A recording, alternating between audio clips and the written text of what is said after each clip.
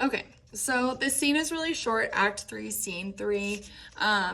And really the purpose of this scene is to kind of to break the tension that has just mounted in the previous two scenes. This is the last like instance of kind of like a comic relief that Shakespeare will provide in this play here. It's really a case of like mistaken identity. But it kind of serves, it does serve as that comic relief, and then there's kind of another purpose here. So it opens up with this guy named Cinna the poet. And what's important to know is that this is not the same Cinna who is involved in the conspiracy to murder Caesar, right?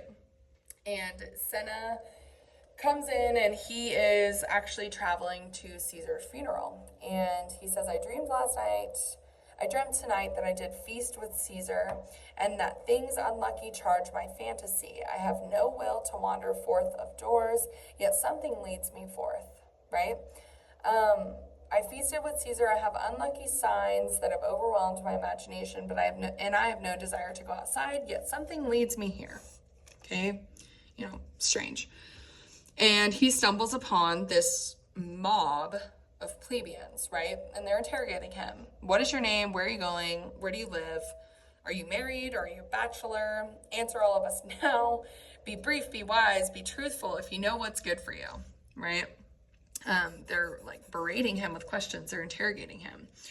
And he's like, whoa, what do you mean? Who am I? Where am I going? I answer directly, briefly, wisely, and true. Wisely, I say I am a bachelor. And they're asking where he's going. He says, directly, I am going to Caesar's funeral. And you can see just how intensely, they're trying to defend Caesar's honor, right? Are you going as a friend or an enemy? And then they ask him his name. And he says, my name is Cinna. And they're like, oh my gosh, Cinna was a conspirator. Tear him to pieces. He's a conspirator. And he says, whoa, like, hold on a second. I'm Cinna the poet. I'm Cinna the poet. I'm not Cinna the conspirator. And they say, it doesn't matter. Tear him for his bad verses. Tear him for his bad verses. He writes bad poems. We're going to beat him up anyways. I am not Cinna the conspirator. It is no matter. His name is Cinna. Your name is the same as the conspirator, and so we must beat you. Pluck but his name out of his heart and turn him going. Pull only his name out of his heart and let him go. And then they attack him. They beat him up, right? And so then they say, come brands, ho, firebrands to Brutus's, to Cassius's, burn all. Some to Decius's house and some to Casca's house, some to Ligarius. Away go. And they exit dragging Cinna the poet.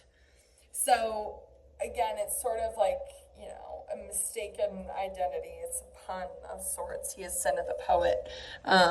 But also really the scene serves to characterize the angry plebeian mob as just that. They are a mindless mob that is intent on, getting revenge for the death of Caesar and defending his honor. Their only purpose is to destroy anyone who is associated with the conspiracy. A kind of angry mob of mutinous plebeians, if you will.